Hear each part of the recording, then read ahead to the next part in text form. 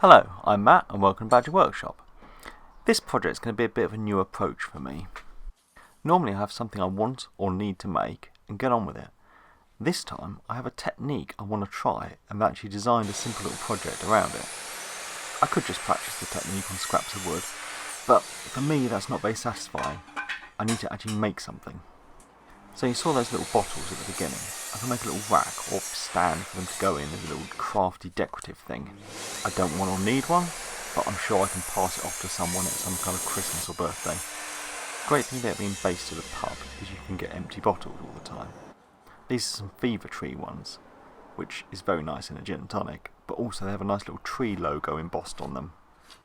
So I've cut 4 bits of wood, and then I've marked on the side the width of the bit of wood. That will make all more sense in a minute. Then I rip all the pieces down to 7 centimetres. Didn't really matter how wide, but I wanted it to be a certain amount of centimetres, not point whatever, so that then I can mark out at 1 centimetre intervals. I need to do this on all 4 pieces and at both ends.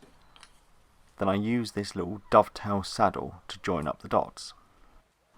But it's not dovetails I plan to be making. I scribble on it, marking out where the waist is going to be. So you've probably worked it out, these are going to be box joints or finger joints. Now I have made them before using the table saw, but it's something like a 2.8mm curve on my blade, so it makes some very fine joints, and on more chunky material I don't really like the look. So the technique I wanted to try was freehand cutting them on the bandsaw. Got a reasonably fine tooth blade in this that leaves a quite nice finish. I'm trying to cut in just on the inside of my line, going all the way down to my baseline. When I've made all the easy straight cuts, then there's the end bits where the waist is. Well, there is on 2 of the bits of wood, on the other 2 the waist isn't on the end. They can easily be removed by just cutting in. Cutting the waist out in between was a little more tricky.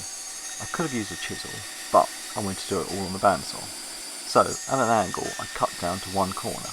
Then I turn the piece of wood and cut at the other angle, down to the other corner. This just left a little triangle of material in the middle I could nibble away at. If I was cutting some thicker material and the fingers were bigger, I could probably get the blade along the bottom and actually cut it off. So with all the fingers or box joints cut, I can now work out where I want the bottles to go. I want this thing to hold 5 bottles, so I've divided the space by 6 and then mark that out. Find the centre of the board and mark that as well.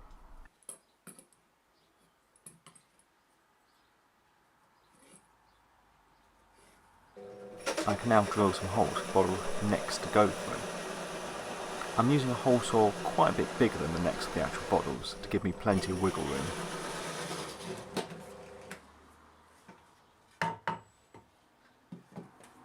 The next of the bottles are tapered, so I'm going to chamfer the holes to give me even more room.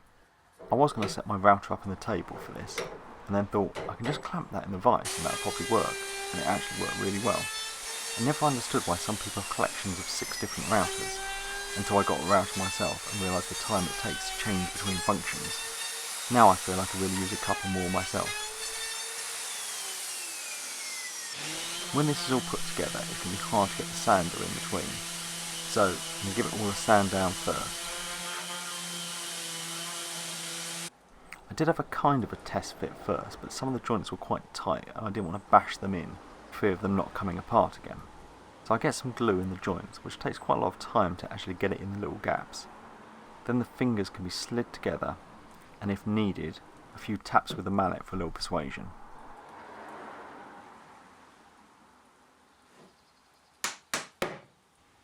You know the joint's nice and tight when the glue shoots across the room when you hit it with a hammer. These are certainly not perfect joints, but as I say, this is my first time doing it, and this is a bit of an experiment.